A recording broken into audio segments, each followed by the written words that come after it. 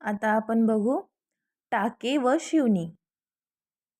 टाके व शिवणी काय आहे तर बघा, टाके तात्पुरते टाके आणि कायमचे टाके. टाके असे काही असतात जे आपण तात्पुरते मारतो. का मारतो? कारण आपण जर मशीनवर काम करत असताना ते तात्पुरते टाके मारल्यावर आपल्याला काम करायला सोपं जातं आणि आपला कोणता कपडा सुटत नाही, कोणता धागा सुटत नाही. त्याच्यामुळे तात्पुरते तात्पुरते टाके आपल्याला खूप आवश्यक आहेत. हो ना? ओके. शिवणकाम सफाईदार होण्यासाठी तसेच शारीरिक ठेवणीप्रमाणे कपड्यांचे काही भाग ताणून किंवा जिरवून घेण्यासाठी कपड्यात वापरण्यात येणारे काही टाके व शिवणी पुढीलप्रमाणे आहेत. तर बघा, आपल्या कपड्यामध्ये काही टाके आणि शिवणी पुढीलप्रमाणे आपल्याला दिली आहेत. तर या टक्क्यात या टाक्यात तात्पुरते टाके व कायमचे टाके असे दोन भाग असून त्यामधील तुलनात्मक फरक थोडक्यात पुढीलप्रमाणे आहे. तर बघा, तात्पुरत्या टाक्यामध्ये काय फरक आहे तर हे टाके मागाहून काढून टाकतात. म्हणजे हे टाके आपलं जर काम झालं शिवून तर हे टाके काढून टाकतात. आणि बघा, कायमचे टाके हे टाके शेवटपर्यंत कायम राहतात. बघा ना, शब्दात नावातच अर्थ लपलेला आहे. तात्पुरते टाके कामापुरते टाके, कायमचे टाके शेवटपर्यंत राहणारे टाके. हो ना? नंतर दुसरं बघा, टाके घालताना सुरुवातीला दोऱ्याच्या टोकाला गाठ मारतात. तात्पुरत्या टाक्यामध्ये काय करतात तर टाका घालण्याच्या अगोदर दोऱ्याला गाठ मारून घेतात. तर कायमच्या टाक्यामध्ये बघा, दोऱ्याला गाठ न मारता 2-3 टाके जवळजवळ किंवा एकावर एक घेतात. म्हणजे थोडक्यात कायमचे टाके मशीनवर जर आपण मारत असलो कायमचे टाके तर थोडं रफू करतो ना समोर. हो ना? तर बघा, दोऱ्याला गाठ न मारता 2-3 टाके जवळजवळ किंवा एकावर एक घेतात.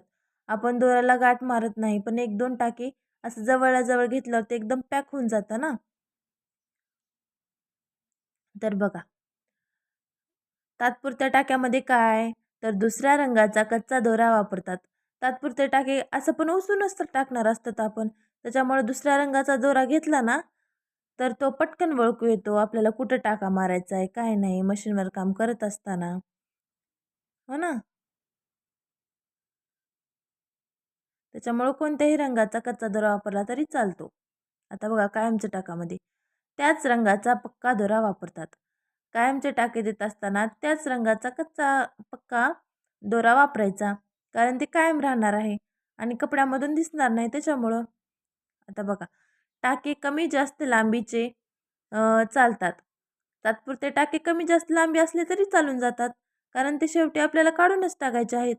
पण कायमच्या टाक्यामध्ये तसं नाही. टाके एका सारख्या लांबीचे घ्यावे लागतात. टाके सारख्याच लांबीचे घ्यायला पाहिजेत कायम टाके घालताना आपण.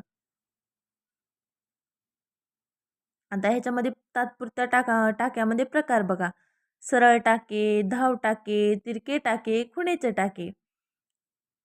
तात्पुरते टाके आपण सरळ टाके टाकू शकतो. धाव टाके म्हणजे पटपट पटपट जास्त वेळ न घेता मोठे मोठे टाके म्हणजे धाव टाके. तिरके टाके, तिरके टाके म्हणजे कसं, आता नवीन नवीन आपण जर शिलाई करत असलो तर अगोदर टाके टाकूनच शिवणं आपल्याला सोपं जाईल. आता खुणेचे टाके, खुणेचे टाके म्हणजे काय, आपण चॉक मार्कने पण खून करू शकतो. पण चॉक मार्कचे थोड्या वेळाने मिटून जाते. त्याच्यामुळं दोऱ्याने टाके टाकलेले खुण्याचे टाके हे कधी पण चांगलेच आहेत. आता बघा, कायमच्या टाक्यामध्ये काय, तुरपाई, भर टाके, बुडते टाके, बाजूचे टाके, काचाचे टाके. आता बघा, तुरपाई तुरपाई काय असते तर कपड्याला शोभा आणून देण्यासाठी जे टाके टाकतात ना त्याला म्हणतात तुरपाई. भर टाके, भर टाके म्हणजे कसे सजावटीसाठी जे टाके टाकतात ना त्याला म्हणतात भर टाके. बुडते टाके म्हणजे कसे, जे आपण टाके टाकतो म्हणजे आपण जो जो फॅब्रिकवर जे काम करत असतो टाक्यांनी ते कायमचे टाके राहतात म्हणून त्याला म्हणतात बुडते टाके. बाजूचे टाके, बाजूचे टाके म्हणजे कसे आपण साईडने फिटिंग करतो ना ते असतात बाजूचे टाके. आणि काजाचे टाके, काजाचे टाके म्हणजे आपण बटनाला कसं काज करतो ना बाजूला बटन लागण्यासाठी शर्टला, ब्लाऊजला किंवा आणखीन कोणत्या ड्रेसला, तर त्याला म्हणतात काजाचे टाके. तर बघा, टाके घालण्यास सुरुवात करण्यापूर्वी अंगठ्याकडील बोटाभोवती दोऱ्याचे टोक गुंडाळून तेथे अंगठ्याच्या सहाय्याने गाठ मारावी, म्हणजे कपड्यातून दोरा निसटत नाही. तर बघा, टाके घालण्यापूर्वी काय करायचं, तर आपला जो अंगठा असतो ना, अंगठ्याकडील बोटाभोवताली म्हणजे अंगठ्याच्या जे पुढचं बोट असतं, तर त्याला दोरा गुंडाळून घ्यायचा आणि तिथे एक गाठ मारायची छोटीशी, म्हणजे कपड्यातून तो दोरा निसटणार नाही.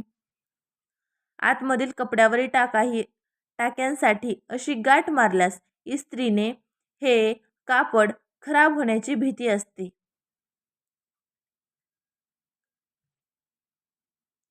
आणि ही जी गाठ आहे ना, ते कपड्याच्या आतमध्येच टाकून द्यायची, कारण ती जर बाहेर सोडली तर आपण इस्त्री काम करताना ती टाका खराब होण्याची भीती असते, म्हणजे ती गाठ सुटण्याची भीती असते. आता बघा, टाक्याचे प्रमुख प्रमुख प्रकार कोणते? यात धावरफुचे, फुलीचे, पिसाचे, गव्हाचे, मोळीचे, साखळीचे, पानाचे, देठाचे, बाणाचे, कागपदाचे, कोठ्याचे इत्यादी शोभेचे टाके घेतलेले नाहीत. तर बघा, कोणते टाके आहेत मग ह्याच्यामध्ये? तर ह्याच्यामध्ये आहेत सरळ टाके, सिंपल टॅकिंग. कपड्यांचे निरनिराळे भाग तात्पुरते जोडण्यासाठी हे टाके कामाच्या प्रकाराप्रमाणे जवळजवळ व लांब लांब घालतात व यंत्र टिपांनी शिवण पक्की केल्यावर हे टाके टिपटोचाने टिपटोचाने काढून टाकतात. आता बघा, काही कपड्याचे भाग जर आपल्याला तुरंत जोडायचे असले, म्हणजे जर आपलं काम सोपं करायचं असलं, म्हणजे जर आपल्याला पटकन सिलाई करायची असली, तर आपण काय करायचं अगोदर? कपड्याचे निरनिराळे भाग, आता सपोज आपण एक विविध रंगाचे विविध रंगाचं म्हणजे विविध रंगाचे कपडे घेऊन छोटंसं आपण काहीतरी काम करत आहोत. काम करत आहोत म्हणजे काय? एक आउटफिट स्टिच करत आहोत. तर त्याच्यासाठी काय करायचं मग? तर आपण त्याच्यासाठी निरनिराळे भाग वेगवेगळ्या रंगाचे पटकन जोडून घ्यायचं. कशाने जोडून घ्यायचं? तर सरळ टाक्याने, सिंपल टॅकिंगने पटकन कापड आपण जोडून घ्यायचं. जवळ किंवा लांब लांब टाके घालून टाकायचे त्याला. का घालून टाकायचे? कारण ते टाके आपल्याला उसूनच टाकायचे आहेत ना. तात्पुरत्या टाक्यामध्येच सरळ टाके हे मोडले जातात. आणि नंतर टिपटोचीच्या सहाय्याने ते काढून घ्यायचे. दुसरं बघा, घाव टाके, रनिंग स्टिचेस. आता बघा, सरळ टाके जवळ घातल्यास त्यांना घाव टाके म्हणतात. यासाठी सुई थोडी लांब वापरावी व सुईत एकाच वेळी 4-6 टाके घेऊन नंतर कपडातून सुई बाहेर काढावी. यामुळे काम जलद होते. आता बघा, धाव टाके म्हणजे काय? Running stitch. रनिंग स्टिच म्हणजे कसं? आपण रेग्युलर जो आउटफिट स्टिच करण्यासाठी वापरतो त्याला म्हणतात की रनिंग स्टिच. आता रनिंग स्टिचमध्ये कसं? मशीनवर आपण काम करताना ती कोणते टाके असतात? ते रनिंग स्टिचेस असतात ना. त्याच्यापेक्षा ती पण रनिंग स्टिचेस असतात, पण आपण हाताने घातलेले टाके एकदम 4-5 टाके जर घेऊन सुईमध्ये घ्यायच्या आणि नंतर सुई बाहेर काढायची. ह्याच्यामुळं काय होतं? तर आपलं काम जलद होतं. तर या व्हिडिओमध्ये आपण एवढंच पाहणार आहोत. थँक्यू.